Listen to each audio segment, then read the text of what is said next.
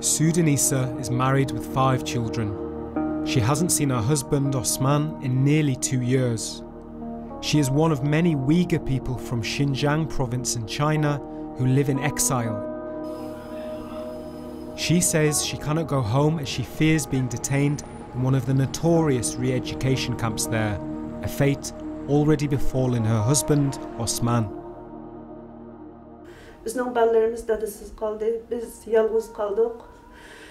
Biz mushu yoshga kelganda kuyinishga muhtoj bo'lganda biz ayrilib qoldik. Ham vatanimizdan ayrildik, ham ota-onamizdan ayrildik, ham evlerimizdan ayrildik. Sudanisa has no solid information about where her husband Osman is, but we've learned he's just one of a number of cases of apparent deportations of Uyghur Muslims in Saudi Arabia and other countries in the Middle East back to China. Biz xotanda naydi yaxshi bayashat yaşagan. Biz bir yaxshi yaşap kelavatdik. 2014 tuyuqsiz shu baylarni tutqun qilgan vaqtda, qo'yib bergan vaqtda shu turminachidagi ishlarni tashqi chiqib demaysa. According to Sudanisa, Osman was first detained for 3 months in a crackdown on Uyghur people in China in 2014. It was then that China began its Strike Hard on Terrorism campaign, following a series of violent events in Xinjiang province. Critics say the campaign has indiscriminately abused the rights of Uyghur people in their homeland on the pretext of fighting terrorism.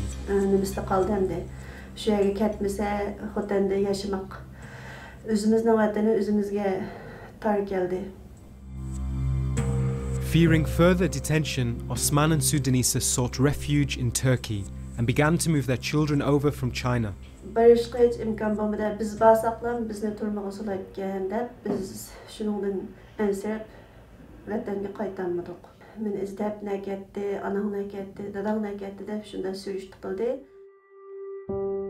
In 2018, Osman visited Saudi Arabia to make an Umrah pilgrimage, but 2 days before travelling back, he discovered he was being hunted by Saudi police. Mashinda bir yerga apmangan vaqtda o Saudining saqchilarına puhraj kiyingan adamlar meningki shu yo'lishimning adresiniga izlab beribdi. Osman qana bir parcha xat va shuning bir qo'l qo'ysalam bo'ldi, ko'zini sep tutilibdi shu yerda. Tutqalib shu 15 kun bo'lganda qiynachamga meni bir yerga o'tga tutgan chog'da keyin izlab chiqqanda shu vataniga yo'lga salyapti deb shu xabarni anglab o'ltirdik. Since 2009, China has launched a people's war on terror in Xinjiang to tackle so-called religious extremism.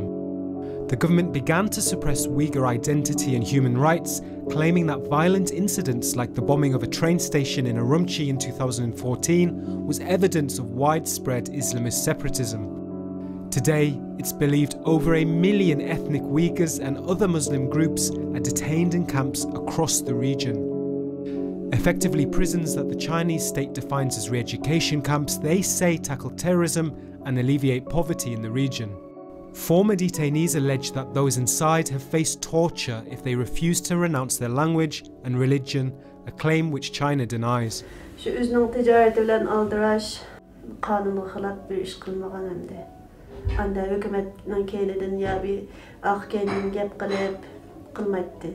Human rights organisations have called the pursuit of Uyghurs abroad a major concern. Very few of the people to whom we've spoken outside the country who've tried to contact family members who were forcibly returned or who returned under duress are able to have much contact. And we now know people who have gone 2 and 3 and 4, and in some cases more years with no information about what's happened to their family members, which is a terrifying phenomenon. And it's a very effective way of controlling people inside and outside the country.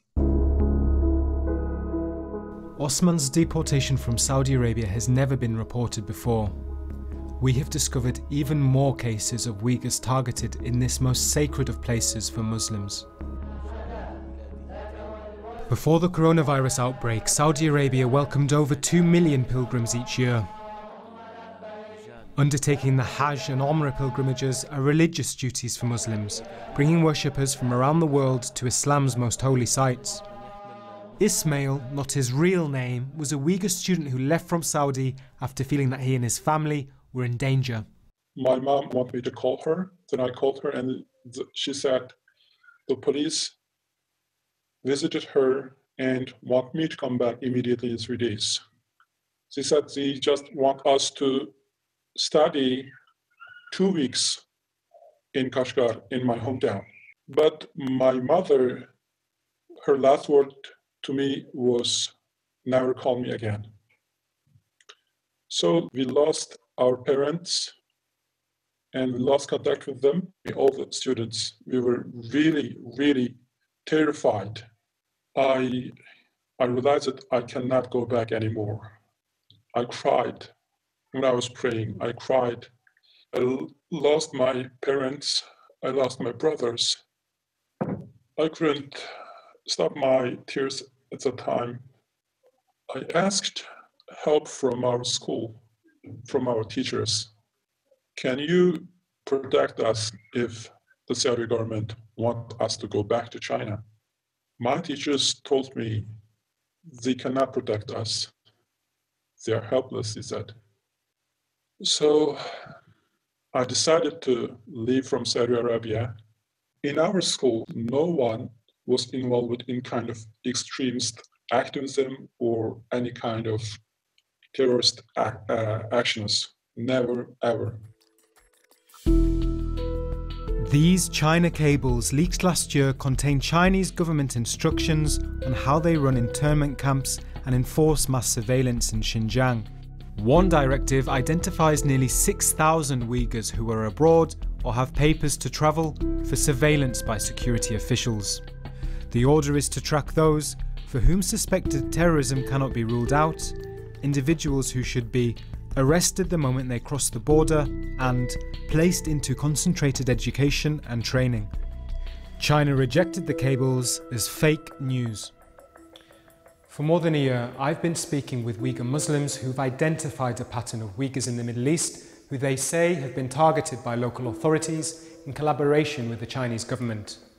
In Saudi Arabia, Egypt, the UAE and other countries, we've heard stories of Uyghur students and pilgrims arrested and deported. They say they've committed no crimes, whether in those countries or back in China. I have been in Saudi Arabia and I stayed there 15 days and studied Uyghur community. And I have visited Egypt and I stayed there also a week and studied Uyghur community. I haven't seen anything extreme, but I have seen that they are afraid of me because I have done human rights activity in China. Abdul Wali Ayub is a human rights activist who has been documenting the Uyghur Muslims who've been targeted throughout the Middle East. Depend on my study, 5 Uyghur deported to China from Saudi Arabia. And among them, I know 3 of them. I know personally. I have their ID card, I have their a residence permit, and I have a copy of their passport. Abdul Wali has also found that Chinese authorities frequently put pressure on families back home in order to get people to return to China, hundreds of whom are then imprisoned. Because the local authority asked them to come back. Without that, their parents under pressure, and without that, their parents sent to re-education camp, concentration camp. From Saudi Arabia, we have 67, and from Egypt, and I confirmed 762.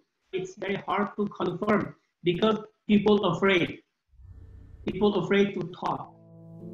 So why are these Muslim-led countries apparently collaborating in China's crackdown on the Uyghur people? In February of last year, Crown Prince Mohammed bin Salman made a visit to his country's biggest trading partner, China. There, he signed $28 billion worth of agreements, including a $10 billion deal to build an oil refinery complex in China. During the trip, bin Salman was reported by Chinese state media to have told his hosts, China has the right to carry out anti-terrorism and de-extremism work for its national security. Then in July, 50 nations defended China's policy in Xinjiang in a letter that claimed people there now enjoy a stronger sense of happiness, fulfillment and security. Here, the Saudi ambassador to the UN defends signing the letter, flanked by diplomats from the UAE, Bahrain, Yemen and the Arab League. Once again, nobody can be more concerned about the status of Muslims anywhere in the world than Saudi Arabia and these countries out here.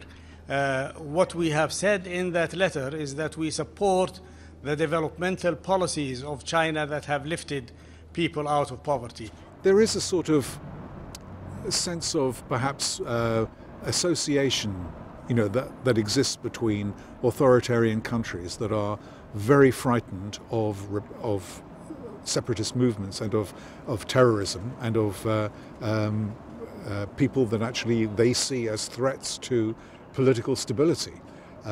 So I think there is the economic relationship and the oil dependency is important, but it's not the only thing that matters. I think there is kind of a political angst there. There is every likelihood that some Uyghurs living outside of China may be preparing violent or illegal resistance to the Chinese government. In the course of our research, Newsnight has spoken to some who do call for active resistance. But critics believe many innocents are being caught up too.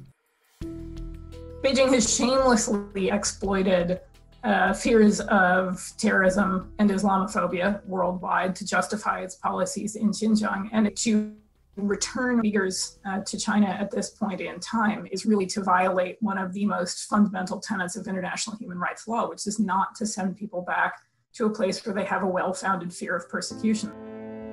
Critics say that Xinjiang itself now represents an extensive internment camp for the 11 million Uyghur people living there. The question for those seeking refuge outside of China is, will they ever be able to see their homeland or their families again? And will there ever be a safe haven for them abroad?